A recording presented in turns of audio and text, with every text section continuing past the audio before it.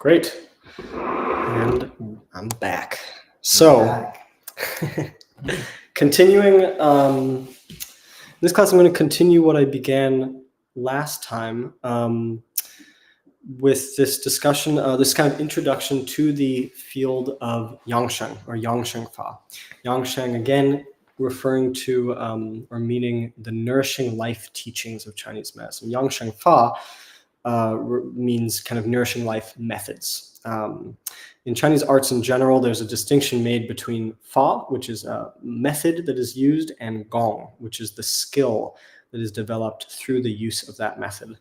And so what we're looking at really is the methods that lead to the Gong, the skill of nourishing life, of healing and of supporting vitality through the lifestyle teachings of Chinese medicine, basically. And so I'm just going to really quick sort of recap for some folks what we talked about last time, and then we'll keep going with this discussion, which again is not yet about the specifics of Yangsheng, what to eat or how to sleep or how to move our bodies or anything like that. What I'm really just talking about is these kind of broader philosophical concepts which help to structure the conversation so that we're on the same page as we get into it. I don't know how much of this class series is going to get super technical in terms of Chinese medicine stuff. I think I'll probably do some classes that are really just about Yangsheng, that are aimed at anyone who doesn't have any prior experience with the Chinese medical paradigm. And then occasionally I'll throw in a class which is for people who are practitioners, like I said last time, about herbal medicine or acupuncture or something like that. And then occasionally get weird and philosophical, because I'm a weird and philosophical guy. Not maybe just weird. So so the way I'm framing this is these two different approaches to Yangsheng, these two different ways of looking at it: healing from the outside in and healing from the inside out. And I'll explain what I mean by that, hopefully, in this class. So one thing I mentioned last time is the way that the Yangsheng teachings, just to recap, fit into the larger paradigm of Chinese medicine, where Chinese medicine is really a paradigm that is defined by the fact that it is a preventative form of healthcare first, and secondarily is oriented around the treatment of disease, because the idea is if you keep someone healthy, keeping someone healthy is sort of winning the battle, and once someone gets ill, you've already kind of lost the battle, and you need to bring them back to a state of equilibrium and health. So it's really a health care system as opposed to, like I said, a sick care system, which is arguably what we have in the dominant medical culture, right? A system where we're oriented primarily around treating illness, but not promoting wellness. And this is borne out in the sort of hierarchy, the classical hierarchy of intervention in Chinese medicine, where the highest level practitioner is said to prevent illness before it manifests and work on the subtle kind of imbalances in the system that can be identified to rectify them before they develop into something problematic at all, sort of uprooting those imbalances before they really become deeply ingrained in the system. And so because of this, these teachings, the Yangsheng teachings, which are oriented around lifestyle, which don't even require actual medical care or medical treatment, are really the foundation of Chinese medicine. They're the most important piece of Chinese medicine, because if you engage with these teachings properly, the idea is that you never get to the point where you even need an acupuncturist or an herbalist. And certainly if you do that, you never get to the point where you need more severe medical intervention, like surgical intervention or something like that. So this is, I think it's an unfortunate thing in the modern field of Chinese medicine, because of the way that modern TCM, which is the sort of standardized form of medicine coming from communist China, the way that this medicine has been fit to a Western medical model, kind of by necessity, has meant that a lot of the emphasis on lifestyle teachings is lost, or there's less emphasis put on this. When you go to a Chinese medicine practitioner, generally speaking, they are focusing kind of purely on the medical side in terms of administering acupuncture or herbs, and maybe they're making some dietary recommendations here and there, stuff like that. Hopefully they are. But looking at the broader context of lifestyle is sometimes this is lost a little bit as we become sort of myopically focused on the modalities. For me, Chinese medicine is not about the modalities. Acupuncture is one modality which expresses and can be sort of used to rectify the body in line with the Chinese medical paradigm. Herbal medicine is two, Tui Na is two, Chinese therapeutic massage. There's many different methods, certainly qi emission and stuff like that for people who are capable of it. Yet what defines Chinese medicine is not what specific modality that's used necessarily, although each modality has its own special theoretical frameworks that go with it. It is an understanding of this larger way of, it's just this larger way of understanding the body, understanding human life, and how this human life is embedded in, really kind of embedded in the cosmos. And then from there, intervening in various ways. And so the Yangsheng teachings come from the sort of worldview of Chinese medicine, but of course are not directly about acupuncture, herbs, or something like that. So we have the four legs of the chair or the stool of Yangsheng, these four pillars of health that are considered the most important in the tradition. The first being diet and eating, the second, sleep and rest, the third, movement and exercise, and the fourth, mind and emotions. And just to recap, the reason why these are considered the four legs is because, like a four-legged chair, if one of these aspects of our lifestyle is out of balance or is compromised in some way, the whole chair falls over. So none of these are optional. It's not optional to get enough sleep in human life. Maybe it is for some very, very high level practitioners, but for most of us, sleep and rest is not optional, right? We need it. If we do not have it, our life will kind of fall apart. And the same is true with our nutrition, our eating, our movement of our bodies, and certainly the regulation of our mind and our emotions, which is something that, of course, is not doesn't figure as much into modern Western medicine, in the sense that in the sort of dominant medical paradigm, the mind and body tend to be thought of quite separately. You have a different specialist for the physical body, the physician, and a different specialist for the psyche or the mind, the psychiatrist or psychologist. And even though, of course, the psychiatrist or psychologist may think of what they do as being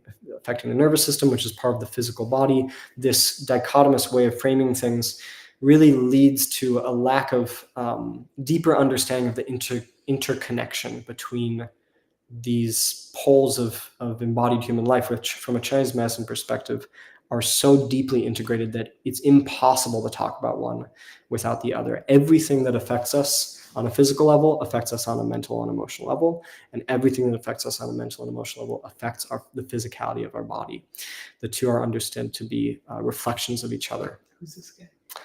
Who's this guy? Yeah. I don't know who this guy is. Okay. He's a guy with some Chinese writing on his belly and his chest. Yeah. You can see that. Yeah. Seeing if any of the characters make sense. It's interesting. You have fire in the center of the chest. I believe that's fire. So that would sort of make sense. That's the fire region. So, and then we just looked briefly at this, really just broadly, what is health and what is illness in the Chinese medical tradition, and discussed how medicine is the study of process, because human life itself is a process. We are going through a process of change from the moment we're born until the moment we die, and presumably after that as well, and presumably before we're born as well. So to be a human being is not to be some static state. We are on every level a process of change. And so to cultivate a human life, to nourish a human life, is to nourish a process. And processes unfold through time.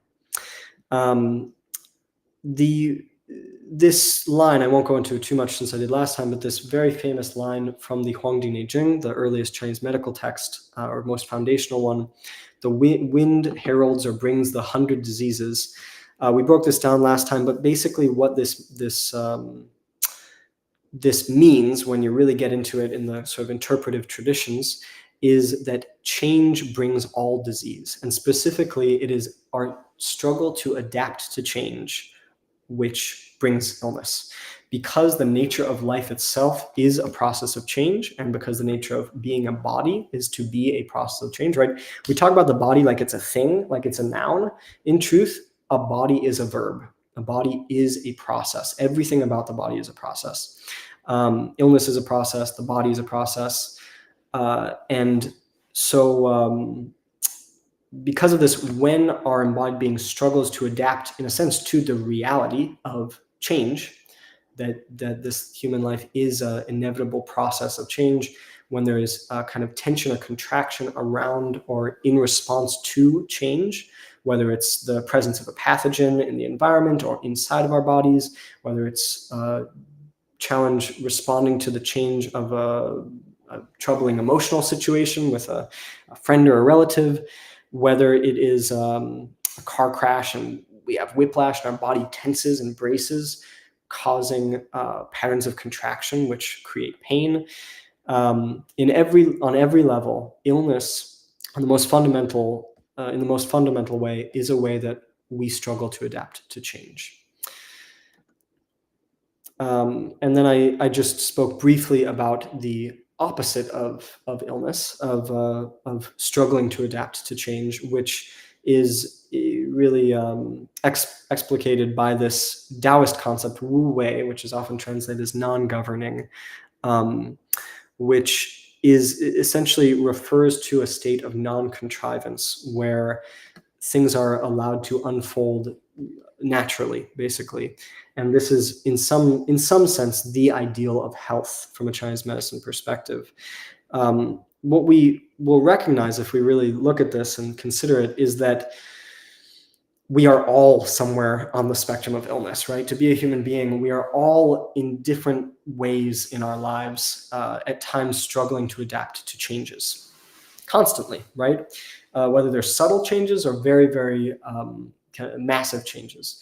And what defines health basically is how smoothly and skillfully we are able to adapt to those changes in our lives, how easily our body adapts to the change and also how easily our mind adapts to the change.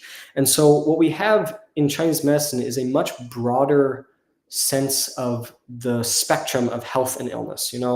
I think in our culture, we tend to think of health and illness as like a on-off switch, like either you're healthy or you're ill. I was healthy and then I caught this, or I had this injury, or this happened, and now I'm ill. And so I just want to kind of return to health. Health, which interestingly in the sort of Western paradigm is generally talked about as a state of homeostasis, which I always think is interesting because the term homeostasis, if you break it down, right, homeo means similar, stasis means unchanging. So in some ways, we tend to identify health with a state of not changing, an unchanging state, which from a Chinese medicine perspective makes no sense, right? In fact, the word stasis is used quite a bit in the Chinese medical tradition, and it is only ever used to refer to illness, to something not circulating, not flowing, to a lack of proper adaptation to change, basically. So in Chinese medicine, we really understand that we are all kind of in this healing journey, so to speak, in that it is a lifelong and potentially multi-lifelong process of learning to adapt to change. And so we can see in some ways how the Chinese medical paradigm is continuous with the spiritual traditions, which in many ways underlie it and certainly developed in relationship with it, like Buddhism and Taoism, where the highest ideal of health is really a state which is associated with a more awakened and enlightened mind. and being. And so because life is a process of change, in Chinese medicine, we are focusing a lot on the different rhythms of time, right? Of change itself. Understanding the nature of change in the external environment and synchronizing our bodies with that. And so we have these different cycles, which we talked about last time, these fluctuations of yin and yang. We can see the life cycle as a whole as one big fluctuation of yin and yang rising as we're born into the world and we get to middle age, and then there's a decline of yang and a rising of yin until we reach ultimate stillness, ultimate yin in death. The cycle of the year as a whole is like this, right? The winter being ultimate yin, the winter solstice, of course, the shortest and darkest day of the year and coldest generally, and the summer solstice being the apex of yang. We see this in the cycle of the month, the lunar cycle, the new moon being the most yin, the full moon being the most yang, an especially important cycle for understanding women's bodies from a Chinese medicine perspective, and the menstrual cycle. And then we see it, of course, in the cycle of the day, right? The middle of the night is the most yin, the high noon is the most yang. And so in order to live skillfully with these Yangsheng principles, and of course we'll be returning to this over and over again, on every level, we are practicing and aiming to synchronize yin and yang within our bodies and within our lifestyles with the yin and yang of the environment. So how we eat, we are trying to synchronize with this fluctuation throughout the day of yang rising and then yang descending, how big our meals are, that sort of a thing. Also with the season, right? We tend to eat with the seasons. We want to be, in terms of our sleep cycle, of course, we want to be yin at the yin times of day, meaning sleeping and resting at night, and active during the yang times. So yin matching yin, yang matching yang. Same with the cycle of the seasons, right? It's natural and healthy to be more yin during the yin time of the year, which is the winter, to rest much more and to be much more active and stay up later and stuff like that in the yang time of the year, which is the summer. So I won't go over this too much, but basically just pointing out that in Chinese medicine, we tend to think of time not just quantitatively, but qualitatively. Different times of the day, different times of the year, even different years themselves are understood to have different energetic qualities that can be sensed into in some cases. Certainly if you look at the Chinese calendar, and most people will be familiar with the different, the Chinese zodiac, the different animals associated with different years and stuff, which is part of Bazi, which is Chinese astrology, which understands each month to have a different energetic quality, each month, each day to have a different quality, and even each hour of the day to have a different quality as we cycle through time. Synchronizing our lives with these different sort of changing textures of time is a big part of Yangsheng.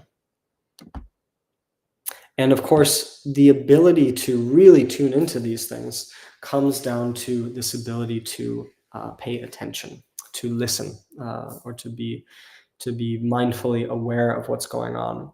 And this is the case certainly with understanding the different qualities of time in the external environment, but especially in our internal environment. For instance, being able to listen, when is it time for me to go to bed?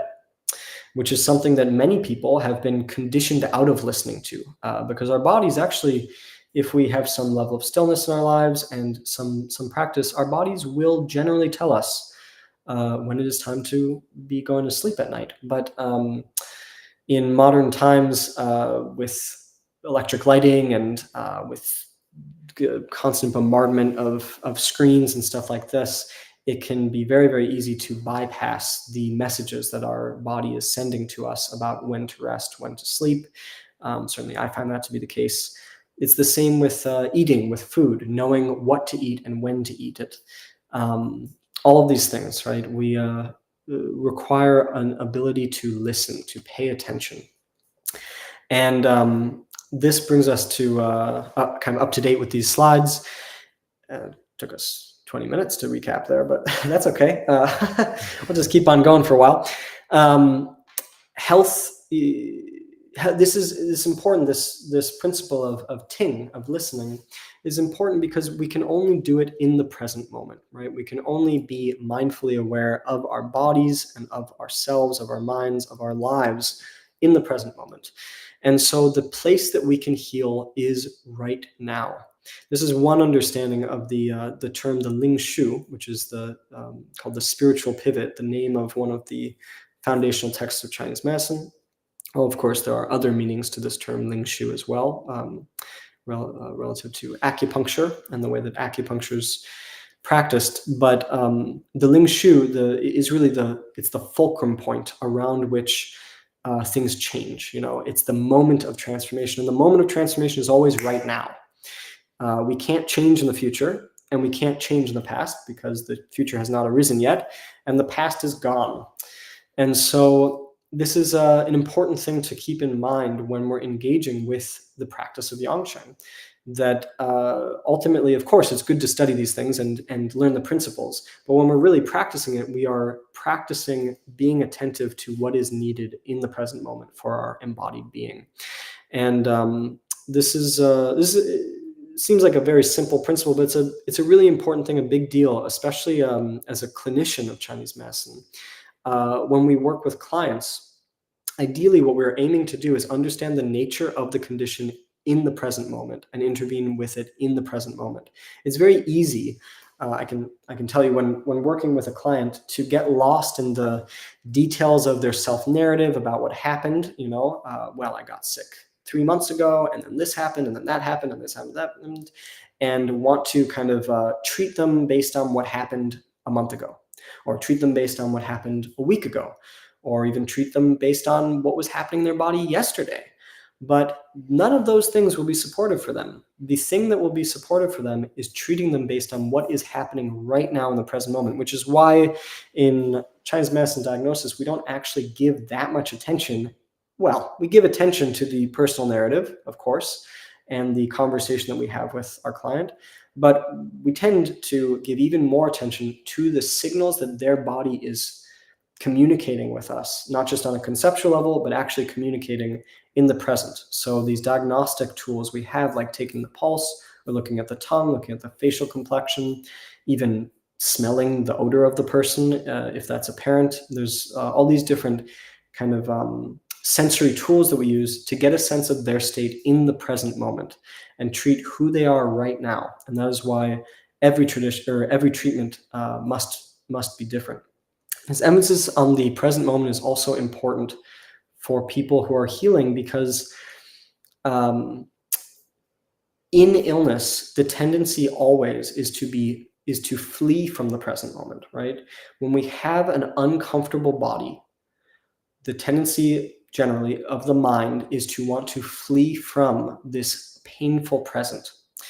However, generally the fleeing, it could be fleeing into flights of fantasy, of course, or fleeing into my favorite TV show or something like that, but often it is fleeing into a even less productive place, often, which is fear about the future, or sometimes regret about the past.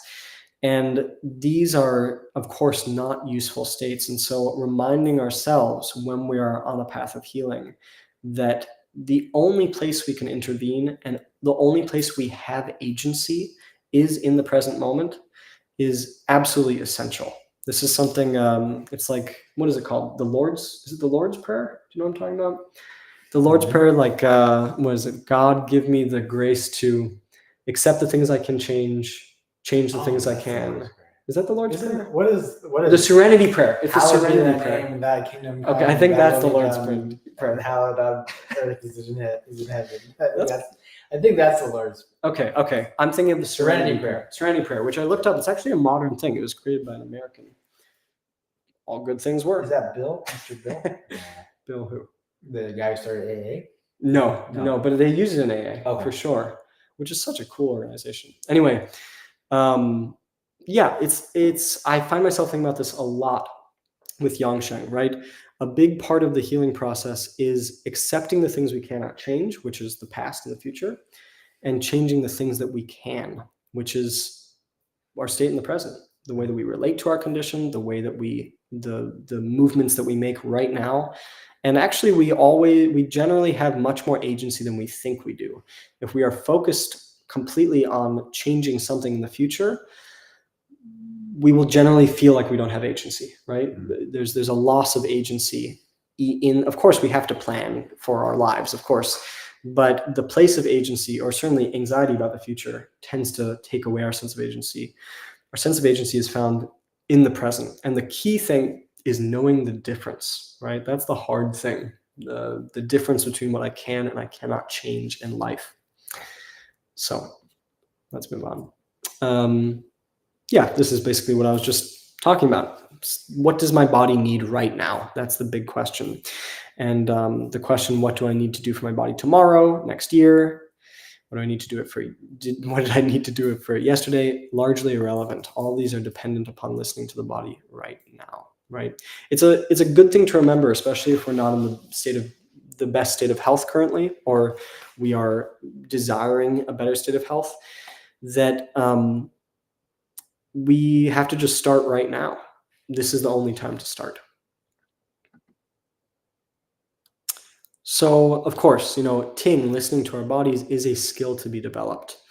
And most of us do not have the highest level of embodied knowledge, right? Most of us do not have the ability to just listen to our bodies and our body says, I need a sweet potato right now. That's the exact thing that I need. And I go, all right, I'll give you a sweet potato. And my body says, I need to eat it at this speed, this slowly, and in this way. And, it takes time to really listen to our bodies.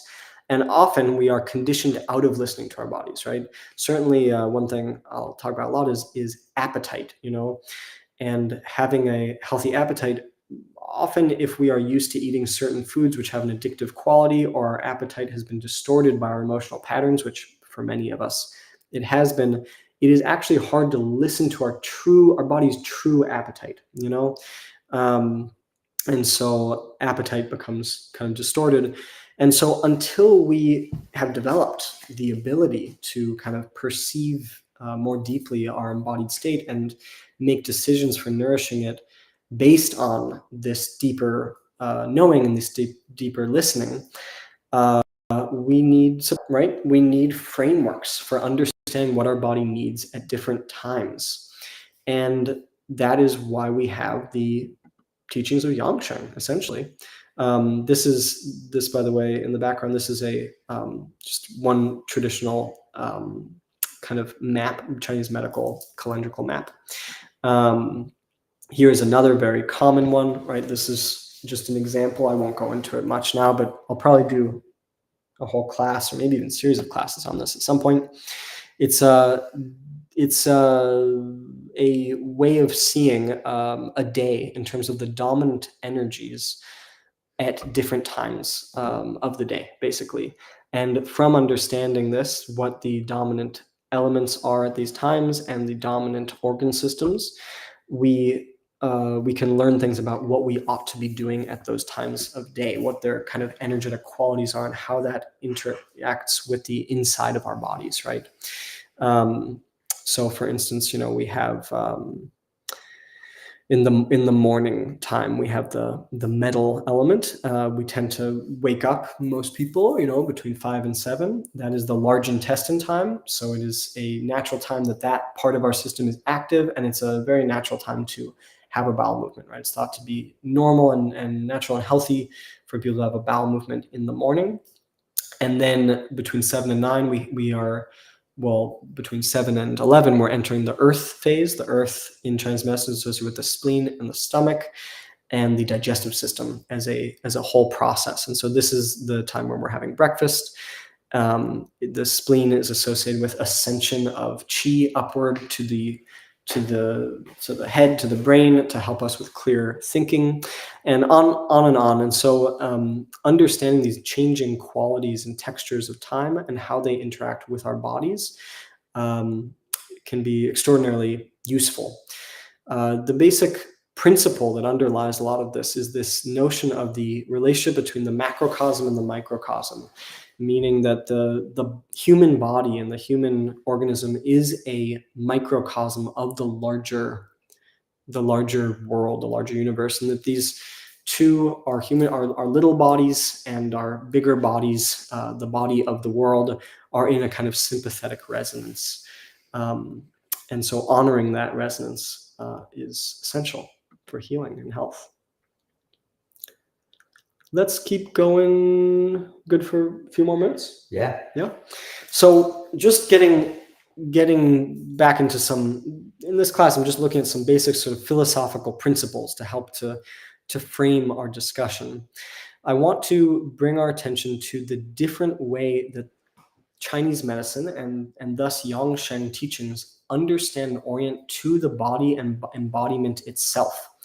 It's easy to take the body for granted, to say, well, I know what a body is. Here it is. I take it with me everywhere I go. I've had one my whole life. It's mine. It's me. There you go. But there's a deep kind of ambiguity in many people's relationships with their bodies, and even in the way that we talk about the body in our culture, because we actually tend to talk about bodies as though it is mine, but we don't tend to say, I am my body exactly, right? I have a body. We will tend to say more than I am a body. So that's interesting. And we can see the difference between the way that, as much as we take the body for granted, the body is not the same cross-culturally exactly, right? The way that the body is conceived. And so we can see the difference between the Chinese word shenti, which is probably the most commonly used term for body, or that is often translated as body into English, and the English word body. So the English word body comes from the old German, I don't know how you pronounce that, Buddha. It's funny, it sounds like Buddha. Buddha, I don't know, which means tub or container. So from the beginning, the word body itself refers to a kind of a vessel for something. And the word body refers to a kind of physical thing that you would put something else inside of. As the dictionary, the Merriam-Webster dictionary defines it, it's the organized physical substance of an animal or plant, either living or dead. So the body for us is a physical thing, a primarily physical thing. And what this implies is a dichotomy between the body and the self, right? So the self has a body, and the body may be the physical kind of vessel for the self, but the body is not the self. Just in terms of how we actually use the word body. And this is notable. I think there's power to all metaphors, right? And I'm not wholly critical of the metaphor of the body as a vessel. I think there's actually many useful things about that metaphor. That metaphor is used in many spiritual traditions around the world, thinking of the body as a vessel or even as a temple for the soul or for the spirit. But in this case, the way that the word body is often used in our culture is it's a vessel for the self.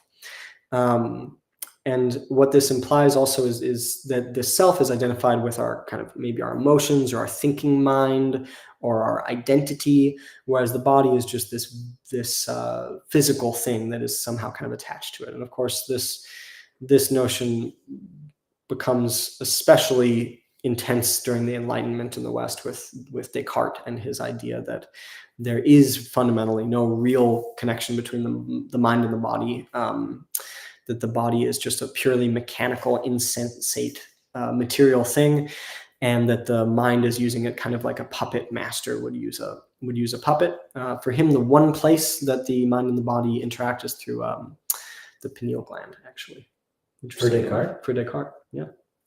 So, which prefigures our culture's obsession with the brain as the seat of selfhood, right? Generally speaking, in American culture or in the West, when someone says, like, where are you in this thing here?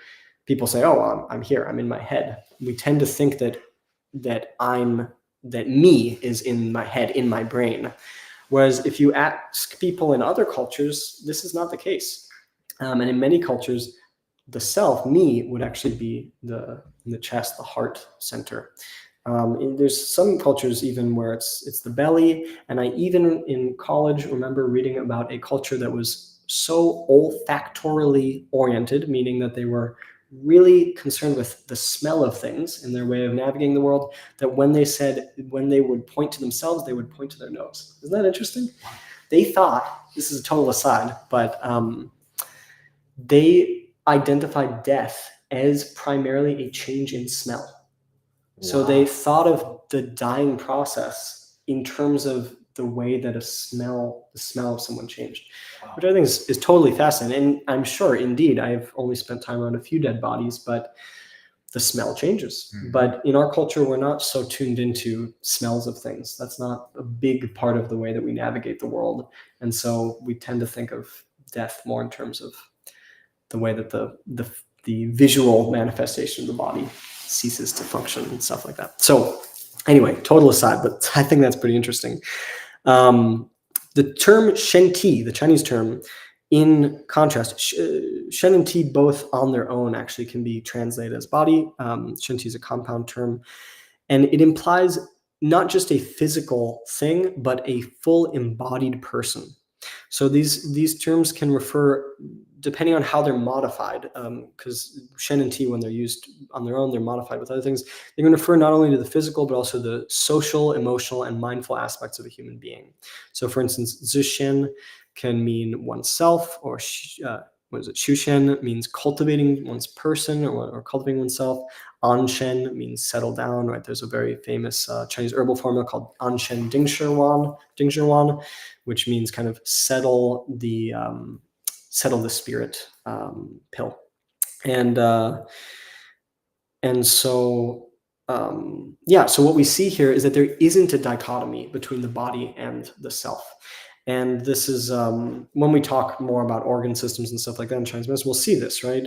There isn't even a dichotomy between pieces of parts of the physical body and the emotional self in the same way, right? They are deeply interconnected. And this is important for understanding Yangsheng, because what it means to heal, to cultivate vitality, to cultivate life, is not just to work with our physical body, right? It's to work with our whole being, which is why one of the 4 pillars or 4 legs of the chair of Yangsheng is the mind and emotions. So in Chinese medicine, we could say that the mind and body exist on a spectrum, like the sort of layers of density. And what happens in the mind is reflected in the body and vice versa. Like I was saying earlier, the dominant metaphor that's used to describe this is something, it's called ganying in Chinese, which means resonance. And so what we see in the classical texts is this discussion of the resonance between aspects of the mind or soul and aspects of the physical body. We also see resonance between many other phenomena too. Resonance, a kind of resonance between a particular color and a particular energy or organ system in the body. Resonance between a particular sound and that can be produced and a particular system in the body. So the metaphor is resonance. Modern scholars have sometimes talked about it as correlation, like a correlative cosmology. That's a very common thing sinologists talk about. But actually, correlation suggests a very kind of cold cognitive sort of, the color red correlates with the heart, or the little Shen aspect of the mind correlates with the heart, or the Hun aspect of the mind or consciousness correlates with the liver. This is not quite right. What they're using the word resonance for a reason, and the metaphor that is being used generally is the metaphor of a zither, and plucking a note on a zither, and the way that it reverberates with the way that the other strings sort of reverberate and their overtones reverberate with this note that is plucked. And so what this means is that if something happens to the physical body, something happens to the physical liver or something, this is sort of plucking a note that is then going to resonate with and reverberate, sympathetically resonate with an aspect of the mind as well, because these are sort of different layers of the same being, these sort of overtones of being a human being. Some of them dense and physical, some of them more refined and ethereal or less physically manifest. So what this means, of course, is that every part of our being is part of the healing process. And what, in one respect, this process, or this quality, this mental quality of ting, or of mindfulness, is a bringing of the mind and body together more fully. So coming into a greater kind of wholeness, and recognizing and knowing for oneself the resonances between these different parts of our being. Let's do a few more. This, I won't go into this slide too much. This is from an old class. It's not the topic of the class, but the right now. But the one thing I want to point out, this is a sort of traditional Taoist creation theory map. Is without going into the map itself, because it's a big map and there's a lot to be said about it, is that Chinese medicine is not a materialistic medicine. And what this means is that not fundamentally the physical tangibility of the human body, which is understood to be the most fundamental thing here, right? In the Western world, and especially recently, it is the physicality of the human body, which is often thought to produce consciousness, or produce emotions, or produce these things. Like awareness is an epiphenomenon of the workings of the material brain. This is not actually the perspective of classical medicine. At the heart of human existence is a connection with the original spirit, original consciousness, which is actually, in a sense, literally at the heart of human existence from a Chinese medicine perspective, because it is the connection with it is within the Xin, the heart mind.